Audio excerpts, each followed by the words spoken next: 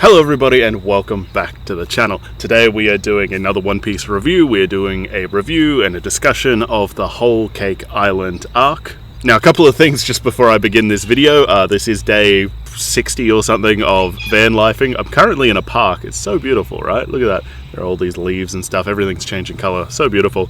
And there's currently a gothic wedding going on just across the street from me, like in the middle of the park. There's a bride and she's in this like beautiful, big, flowy, jet black, dark wedding gown.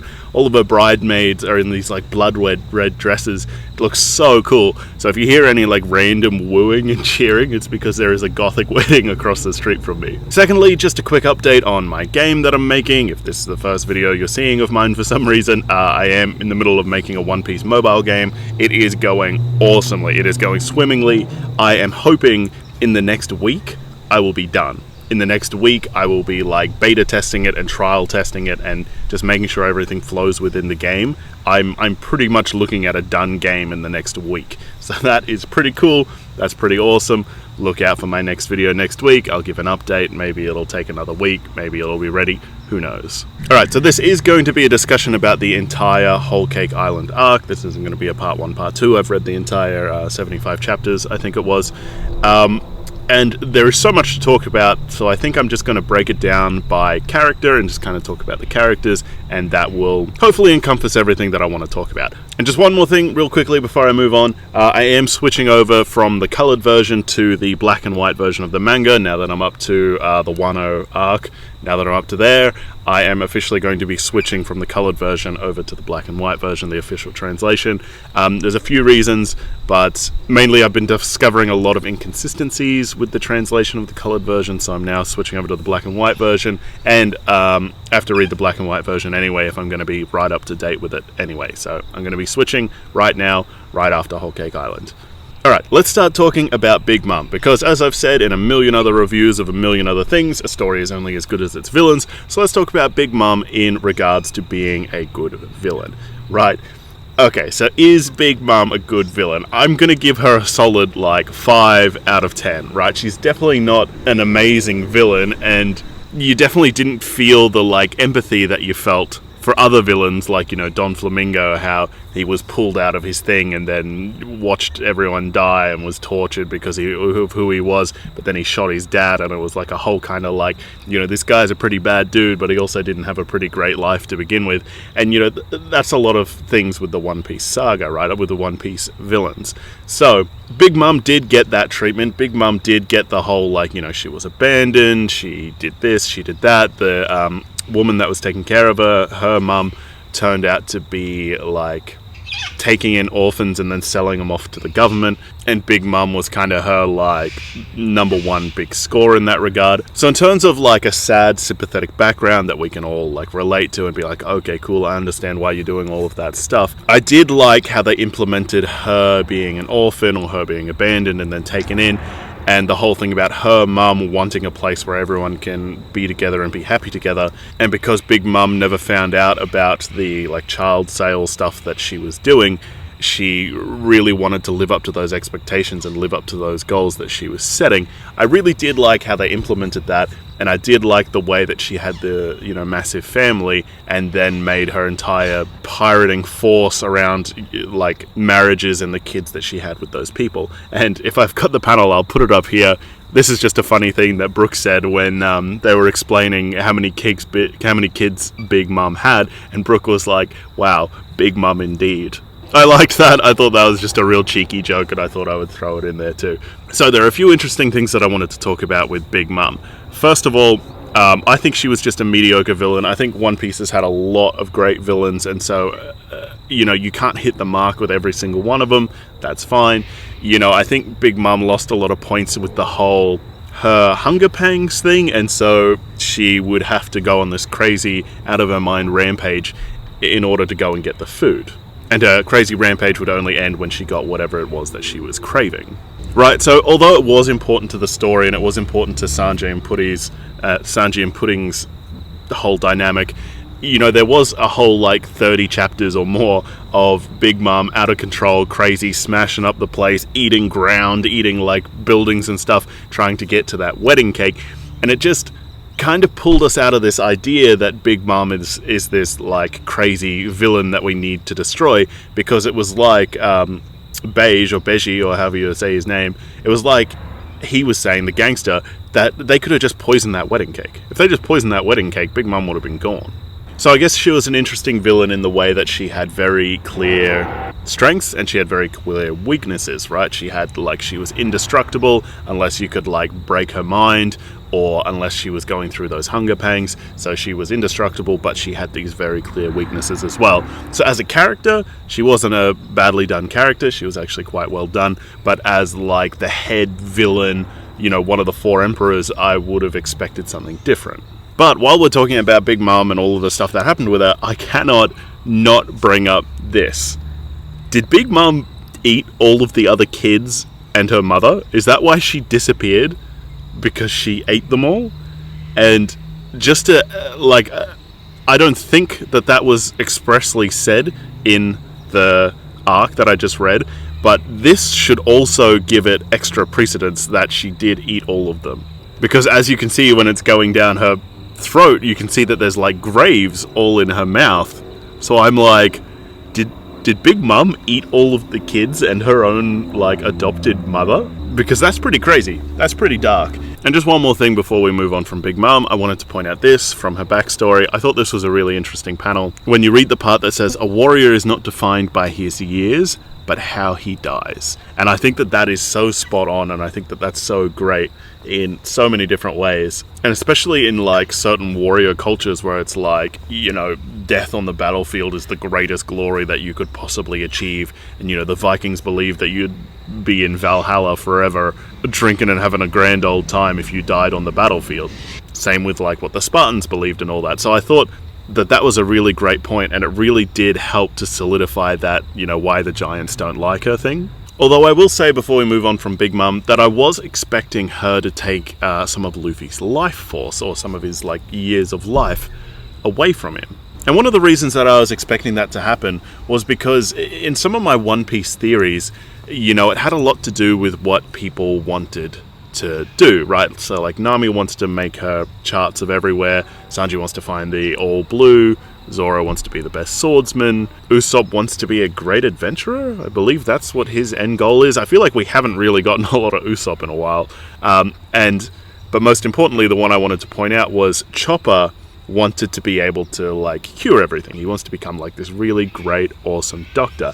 And one of the theories that I had was that Chopper would eventually be able to cure anything, and part of that would be giving Luffy his extra life, or Luffy dying at the end of this story like Gold Roger died.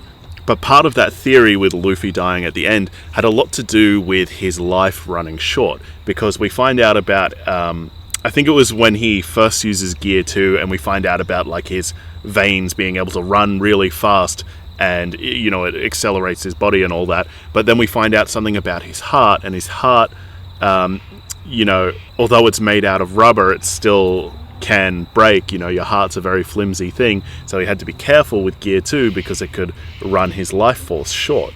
And I remember when we first found out about that, that's when in my head it started ticking, and I was like, oh, okay, so Luffy's probably going to sacrifice a lot of his life in order to get his crew, and I guess himself, to become the Pirate King.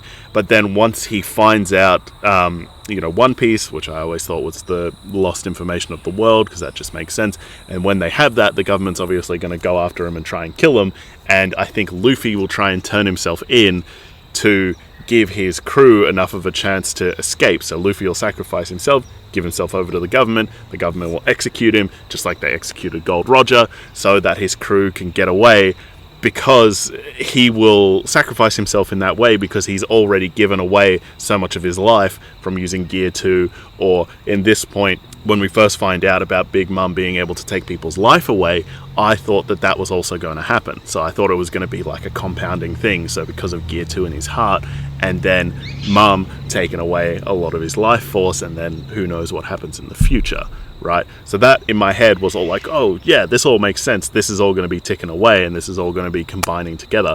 So to me, it was really interesting that she did not take away any of his life force. Alright, sorry, that was more of a rant than I was expecting. Let's move on and talk about Sanji. Now, I'm not gonna... I was looking through all of my, like, panels that I saved, and I've just got so many panels of, like, Goma 66, I believe it's called, or Gemma 66, or Gemma, or however you want to say it. I've got so many panels of them just mistreating Sanji and telling him he's a bad dude, and he's the failure, and blah, blah, blah. So I'm not going to put up any of those panels because that would take 1,000 years for me to go through all of that with you. But I did really, really enjoy that whole situation that happened. The whole thing where, like, his sister was secretly, like, a double agent, quote unquote, you know, because she still had empathy or feelings or whatever, and so she rescued Sanji from the prison he was in the first place. And then, you know, after she found out that they were going to assassinate all of their operatives, all of her brothers and dad and that, she was like, honestly, we deserve it. We're bad people. We don't deserve to live. Like, we are bad people. Like, they should execute us here. I did think that Sanji and his brothers, and possibly the sister, I did think that they were all going to turn out to be clones, until we ended up seeing Sanji's mother, and then even after that I was like, they could still be clones, just because Sanji has a flesh mother, and, you know, this dad, like, they could have taken DNA from both of them or something, you know, who knows, whatever. I really did expect them to be clones, and not like a, you know, the poor mother gave birth to 5 sons at once. I think one of the real big moments we're going to talk about with Sanji's story is this one, though, when they were on their way to the wedding, and it's after Sanji's already got, like, the bracelets on him, so he can't do anything, he can't escape, he is just trying to get rid of Luffy and just get rid of Nami, and he, like, beats up Luffy, and Luffy's like, hey, if that's what you need to do, you need to do, but I'm going to be waiting right here, because I'm not going anywhere without my cook, and I'm not eating anything unless my cook eats it for me. That whole thing was so big, and you can just see it in that moment where Sanji's just like, oh my god, you don't understand what's going on here, you need to go, you need to let me go through this, and then I can get back to you. And just while we're talking about the Luffy and Sanji stuff, I better put up this one too. This is where everything has gone to hell, and Luffy's gone back there, and he's starving, and he's ready, and he's waiting for Sanji to bring him something to eat. And you just see that smile on Sanji's face, and he's just like, he waited for me, he came for me, he waited for me, this person really cares about me. Like, I left my family and I went out onto the sea, and I found myself a dad, and then I found myself some real brothers and sisters, and he's sitting there waiting, starving, waiting for me, and you just see that on his face, and it's such a beautiful moment, which then leads us into this moment here where he, like, gives Luffy the bento box, and it's just like the one that he made his mum, right? And it's, you know, it looks gross, it looks filthy, but then Luffy eats it and he's like, this is the greatest thing I've ever eaten.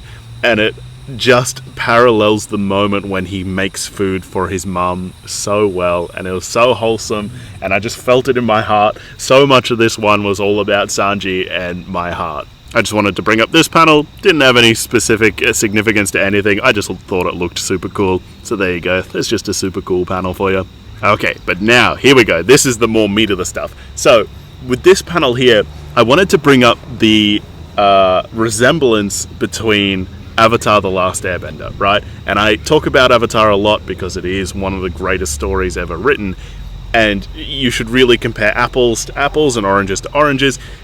Avatars are just one of the greatest stories written. One Piece, one of the greatest stories ever written, so I'm going to compare them. Now, this arc touched on a lot of the same deep emotional points of what it is to be a man, and, you know, toxic masculinity and positive masculinity that Avatar: The Last Airbender touches on.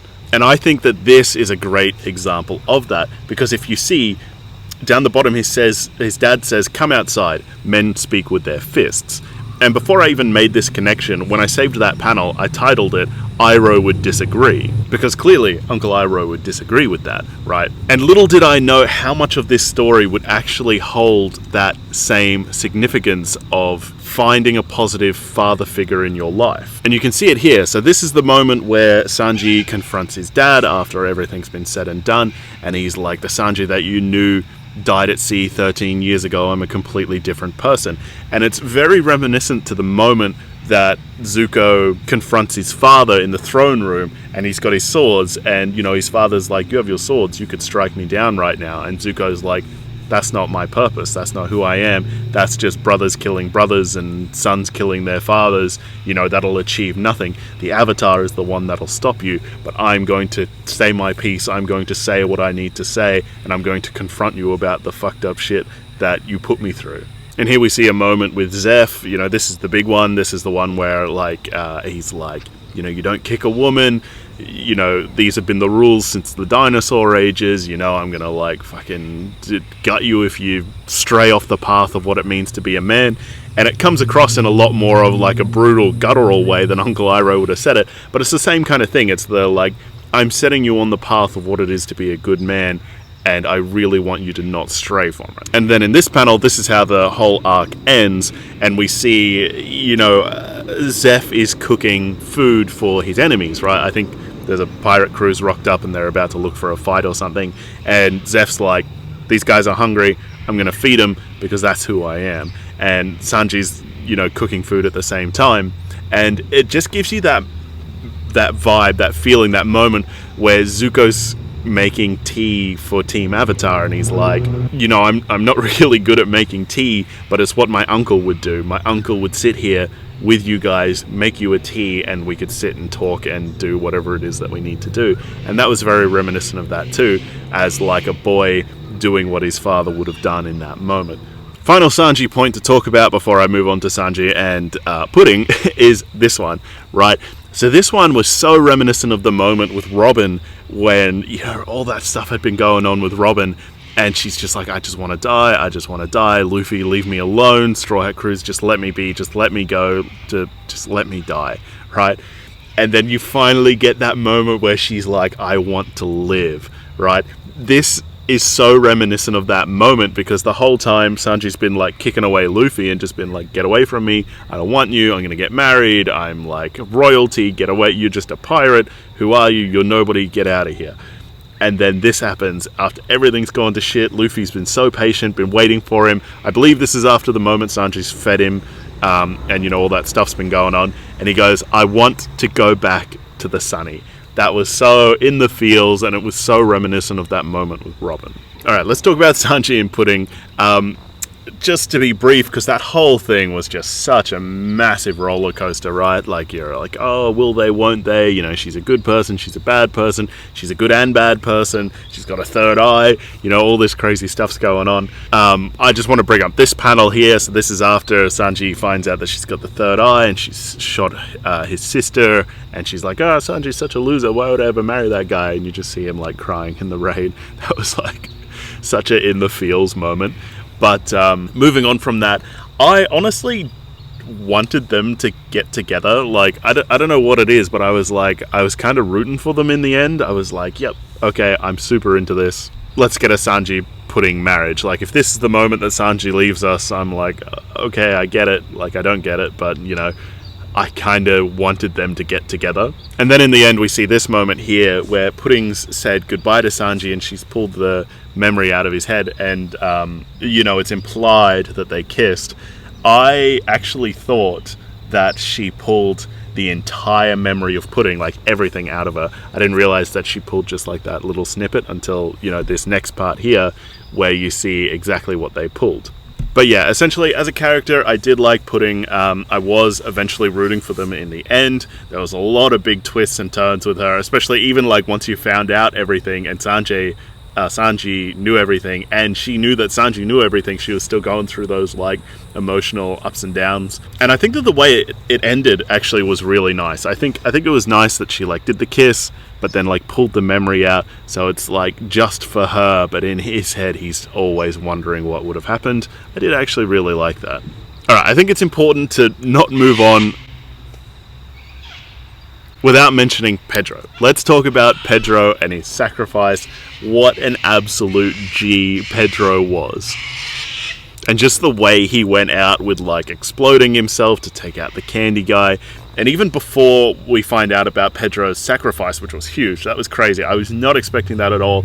This arc definitely got a lot darker. We lost a couple of people, right? Chiffron and Lola's dad gets executed by Big Mom at some point. If I have the panel, I'll put it up here, right? But like, even he gets executed at one point. Pedro blows himself up with dynamite. We find out that the reason that he's got that scar over his left eye was because he gave it to the Eggman, so he rips his own eye out to give to Big Mom and be like, how many years does this give me? And, you know, he gains himself an extra 10 years or something, but he knew coming here that he wasn't going to go back. He was like, this is it. I'm on my last legs. I'm about to die. I'm like technically 70 or 80 or whatever, however old he was. And so we went out with a bang in order to help the Straw Hat crew get away. I was not expecting that, and I thought it was just like a top G moment that we had to bring up. Like, R.I.P. Pedro, you were just an absolute gangster. And while we're talking about top G moments, we're going to talk about Jinbei, when he, like, says to Big Mom, okay, take my life, take as many years as however much you deem necessary, and then we will call it all forgiven, and we can go our own separate ways, but I need to join Luffy's crew. And then she tries to take his life, but she isn't able to, and it's because Jinbei does not fear death. And in this panel, he says, a man who would be crewmate of the future Pirate King cannot afford to tremble in the presence of a mere emperor. As of this moment, I quit the Big Mum Pirates. I appreciate all you've done for me. And I was like, Jinbei, what an absolute G to just like not fear death at all, even in the slightest, in the face of an emperor, while he's like saying, I'm leaving your crew and joining your enemy's crew that's here and probably planning on assassinating you right now. You know what I mean? Like, people in my generation, we plan out phone calls before we make phone calls, you know? Like, if you have to order a pizza, you're like, oh shit, here we go. What am I going to say? What do I say if he says this? You know, but Jinbei is so unfazed in the face of an emperor because he's about to be on the crew of the next future Pirate King. This point here, I thought was particularly interesting, not for any real specific points or anything like that, but it's just the first moment that I think I've seen Brook tell a lie. And, you know, he obviously does it because, like, now's not the time to, like, wig out Sanji because, you know, he's just got back to the boat and he says, you know, where's Pedro? And Brook says Pedro and Carrot are sleeping because they're worn out and, you know, they needed to take a nap or whatever. And you see the moment and you see, like, Nami's there and she knows that Brook is lying, but obviously he's doing it for, you know, a positive reason. He's like, this isn't the time to wig out Sanji by telling him that Brook just, like, suicide bombed himself. Alright, finally I want to talk about Luffy. There are a few things that we got to talk about with Luffy, but first of all, you know, as I keep saying, one of my favorite things in storytelling is honor amongst enemies. It's one of my absolute favorite tropes, and I think that this moment here really sums it up with Luffy and this guy, right? So we get Luffy and he finds someone that has a very similar power to him. This guy's got mochi. If you've never had mochi before, mochi is freaking delicious. I would recommend trying mochi ice cream. That is so good. Anyway, we see this top G Luffy moment when he's beaten this guy and he knows that this guy has like a self-conscious thing with his mouth because he's been teased about it because of, you know, blah blah blah. And so after the battle, Luffy takes off the hat that he's been wearing the whole time, covering his straw hat, and he covers the guy's mouth with it because it was just like he knew that he wouldn't want his mouth exposed to the world. And I thought that was just like such a honor amongst enemies, just such a Luffy top G moment, and I thought I had to mention it. We also get an upgrade to Luffy's Gear 4. He has the ability to be a snake now. But I think the big moment that happened was this one, right? So we know that this guy is clearly stronger than Luffy is, right? Because he is able to see into the future. His observation haki is able to see into the future. And so we get this flashback to Rayleigh teaching Luffy about how it all works. And one of the things it says is, the stronger the foes you face with this power, the stronger you'll become with it. And Luffy says, I want to surpass him. I want to beat the Million Berry Man at his best. Now, why this panel is so significant is because it will really give Luffy the green light in the future to face any foe, right? Like anyone that is leagues stronger than him. Even if we can see it, we're like, wow, this Luffy, what are you doing? This guy is clearly like 1,000 times stronger than you. You need to not fight this guy. This panel gives Luffy that right and that reason to fight them, because the stronger the foes that you face with this power, the stronger that you will become, because you will be matching it and then you will be beating it. So it really answers one of those questions of like, how is Luffy going to become strong enough to beat these people that are so much stronger than him? And it is just do your best fighting them until you match their strength. This one I thought was also really good. This is another honor amongst enemies thing. It's when Brule is there and she is doing, medical. She's treating him, and he says, did Luffy get out? And he's clearly happy when he finds out, when Brule tells him Luffy escaped the territory, and he's there and he looks happy. He's glad that Luffy managed to escape, because when they were in that battle, as they were matching each other, they couldn't help but find that respect for each other. So he's like, because he was considered the strongest of the top 3 sweet generals or whatever, he was like, I'm glad that he wasn't taken down by someone that was not worthy to take him down, because I'd weakened him, which was another moment that I did really enjoy. Alright, the final points I'm going to talk about, and then we're out of here, is this one. I'm going to read you it. It's from Sanji's dad, and he's going, Sanji is the failure of Goma. His skin is no armor. He busies himself with menial cooking. He has no royal pride. He is swayed by pointless emotions and exposes himself to danger for the sake of the weak. His mentality is soft. He is flawed as a soldier. He is a failure. And Luffy's just there and he's like, so long, thanks for the backup. And the dad is like, why don't you answer me, Straw Hat? And Luffy's answer is, that was weird. Why was he just listing off all of your best qualities? And Sanji's like, that definitely wasn't what he thought he was doing. And Jinbei's there and he's just like, ha ha ha, you guys are the best. I thought that was so great. This story was just full of wholesome moments between Sanji and Luffy, and the end of it was so great with the dad, and he's just like, why are you taking Sanji with you? He's such a failure. He has X, Y, Z. That makes him a bad person. And Luffy's like, what are you talking about? These are all of the things that make him a great person and exactly why I want him on my crew. Anyways, guys, that's it for me. Thanks for watching this far into the video. Please like, comment, subscribe. Hopefully next week I should have some really good news about that One Piece game I'm doing. I'm finally almost caught up to where the story is now, and I'm super excited for that. Join me next week. We'll be talking about Wano, I think there might be like an arc before Wano and after this one. I'm not entirely sure. I'll have to look into it. But anyway, as always, thank you very much.